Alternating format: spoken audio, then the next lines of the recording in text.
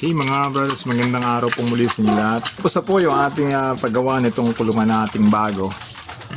Tatlo na po yung ating mga breeders ngayon at nalipat na po natin itong ating karagdagang inahin po para sa ating mga alaga. So ayun po, na-repair din natin yung kulungan. So winelding lang natin, nalagyan natin ng yung mga serang paa niya, tapos lagyan natin ng mga round bar.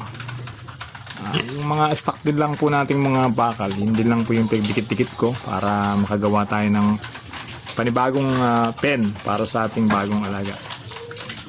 Kasi po ang mahal magpa-assemble ito. Dati ko pong stock na to, itong ipita na to, nabili ko po yan 1,500 eh. So matagal na po, kaya tinabi lang natin, pero nasira sa pagdaan ng panahon. Tapos yung bubong natin, ayan mga brothers, nilagyan muna natin ng lona para hindi siya nabibilad. Medyo matagal-tagal pa naman yung tagulan, kaya makakapag-ipon pa tayo ng halaga para mapalagyan natin ng iyero. So hindi na rin mahirap para sa amin yung magpakain ng ating mga breeders, sapagkat magkakatabi na po yung ating tatlong inahin. Ang ganda naman to, mataas na itong pwesto na panibago nitong pangatlo nating alaga kumpara dun sa dalawa natin. Target din natin, mataas natin para iwas lubog din tayo sa pagka dumadating po yung tubig ba.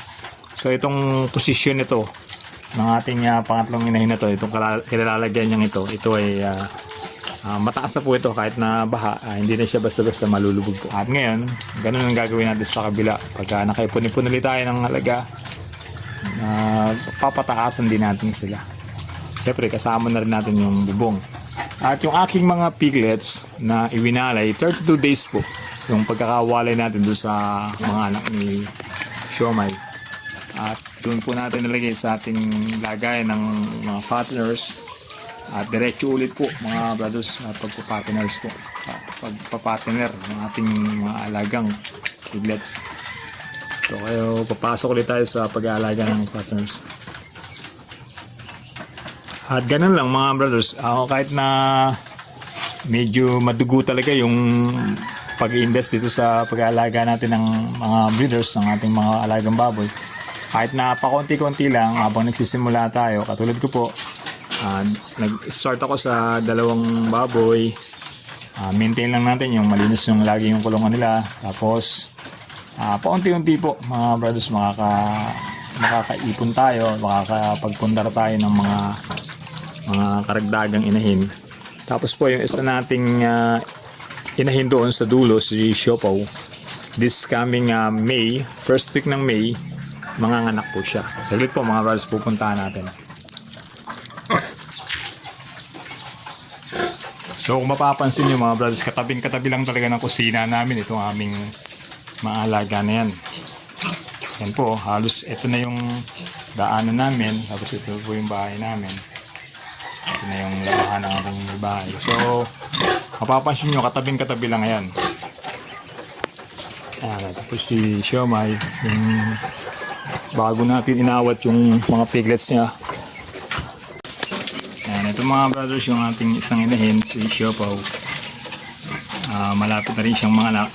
So sobrang init kasi, kaya medyo hinihingal siya. Kailangan natin siyang buhusan ng tubig. Maintain natin, lagi natin siyang ilang buhusan ng tubig kapag sobrang init po.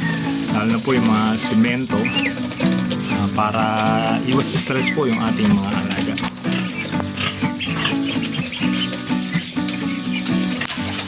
Kinakain na rin natin sila mga brothers.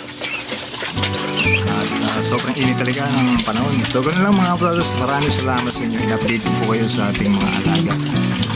So, tatlo na po yung ating inahin. Mga brothers, subscribe po yung ating channel, My Brothers na TV.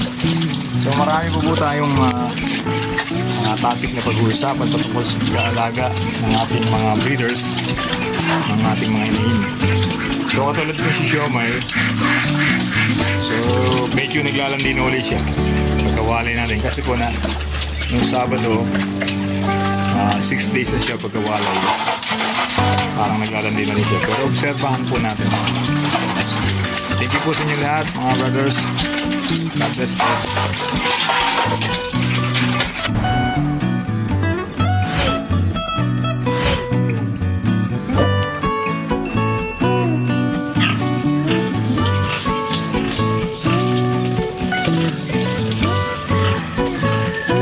Tahimik na ulit mga brothers. Tapos na ako kasi kumain.